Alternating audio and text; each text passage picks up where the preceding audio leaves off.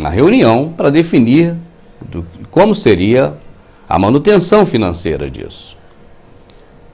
A palavra diz que os trabalhos do Senhor estão alicerçados em coisas muito diferentes do dinheiro. Mas o alicerce ainda hoje das denominações é o dinheiro.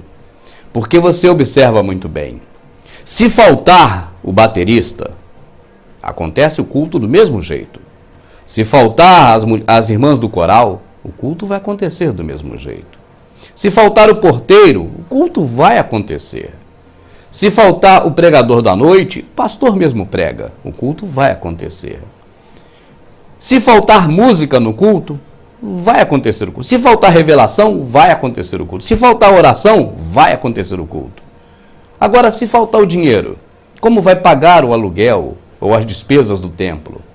Como vai pagar a luz, a energia elétrica, a água, a manutenção, a limpeza? Não vai ter culto porque vai faltar o dinheiro. Então, na verdade, essas denominações são alicerçadas não na palavra, não no Senhor, mas no dinheiro. E esse dinheiro é advindo do dízimo. E seria importante que nós fizéssemos um exercício quanto ao dízimo, para ver se ele realmente é devido por você ao seu líder. Primeiro, nós aprendemos que Abraão deu o dízimo. O patriarca deu o dízimo. É uma das formas que os líderes têm para poder chegar para o membro e dizer, olha, o patriarca Abraão deu o dízimo, nós devemos dar o dízimo também. Então, meu amado, quando chegar para você esse líder falando isso, você diz para ele o seguinte, Abraão deu o dízimo quantas vezes? Ele vai ter que te responder a verdade, apenas uma. Poxa, então por que eu dou o dízimo todo mês? Abraão deu dízimo de dinheiro? Não, não foi dinheiro. Então, o seu líder vai ter que dizer, ó, Abraão não deu dízimo de dinheiro. Então, se Abraão não deu dízimo de dinheiro, por que eu tenho que dar dízimo de dinheiro? O que foi o dízimo que Abraão deu?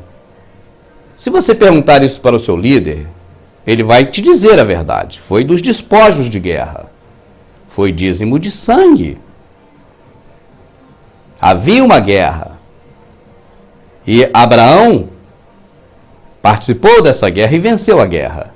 E os despojos, ou seja, tudo aquilo que os reis possuíam de valor, foram tragos. E são esses despojos que foram dados de dízimo a Melquisedeque. Agora, essa passagem de Melquisedeque, meu amado, é muito importante. É pena, e eu creio aqui que seja triste, que os membros religiosos, os líderes, só utilizam essa passagem para falar de dinheiro. Uma coisa mesquinha. Porque a mensagem que a palavra passa sobre esse encontro de Abraão com Melquisedeque não se refere a dinheiro. Nem tem dinheiro nesse encontro. Essa passagem se refere ao sacerdócio de Jesus. Porque só os levitas, só quem nasceu da tribo de Levi, uma das 12 tribos de Israel, é que poderia ser o sumo sacerdote e sacerdote.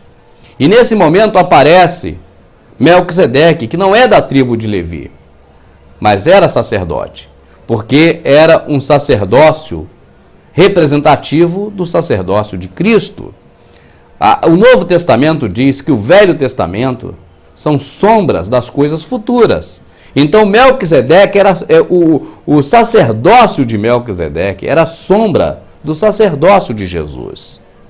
Esse fato, esse encontro se deu, e a importância espiritual desse fato não é a questão do dízimo que eles tanto usam para falar em dízimo, até porque não tem cabimento, mas era sobre o sacerdócio de Jesus, um sacerdócio para sempre, eterno, segundo a ordem de Melquisedeque.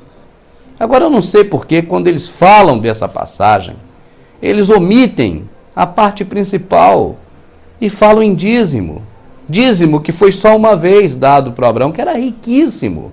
Abraão era trilionário. Abraão era um homem muito rico. Mas ele só deu uma vez. E foi dízimo de sangue de despojos, e não foi dinheiro. E você sabe por que ele deu o dízimo a Melquisedeque? Na cabeça dele, do Abraão, É porque tinha que pagar propina para passar por aqueles locais. Na verdade, ali era a terra dos Jabuseus. Os Jabuseus era um povo que Davi foi lá e dizimou todo mundo. Olha, dizimou. A palavra dizimar é isso, é matar. Então Davi foi lá e dizimou todo mundo. Matou os povos Jabuseus e demais povos que viviam naquela região. Na época de Davi, eu creio que Melquisedeque já tinha morrido há muito tempo. Mas os filhos, netos e os parentes de Melquisedeque com certeza foram exterminados por Davi. Você está entendendo? Porque ali naquele local que Abraão deu os despojos, uma parte dos despojos, a 10ª parte, o dízimo, 10% dos despojos para Melquisedeque foi propina. É uma propina, é tipo um pedágio para passar ali naquelas terras.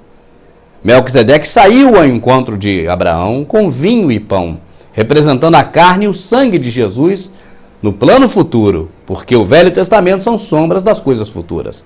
Mas Melquisedeque pouco sabia de vinho e pão, sangue e corpo de Cristo. E Abraão muito menos, eles eram carnais. Esses homens não eram espirituais. No Velho Testamento o homem não é espiritual, é homem carnal, só pensa na carne, só pensa nas coisas do mundo. E quando chega então Abraão e vai passar por aquele território dos Jabuseus, ele oferece os despojos. Isso não é nada de que é hoje aí que o pessoal tem cobrado esse dinheiro. Usa-se hoje alguns argumentos que não existem para poder justamente fundamentar a questão da denominação no dinheiro, que é o compromisso principal, o compromisso maior dos primórdios com as sociedades secretas. Chegamos agora então a Melquisedeque com o dízimo de Abraão, que foi dízimo de sangue, dízimo de despojos. Em seguida, a outra menção que tem de dízimo na palavra é quando Jacó diz que de tudo darei o dízimo. Nós chegaremos lá.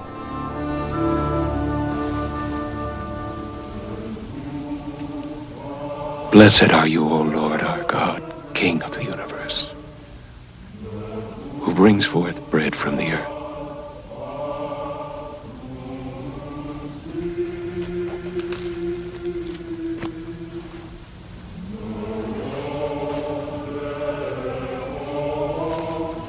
Take.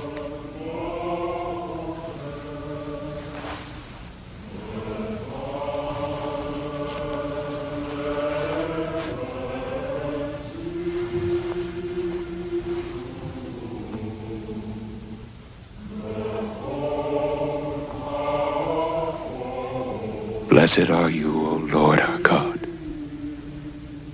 King of the universe, who creates the fruit of the vine.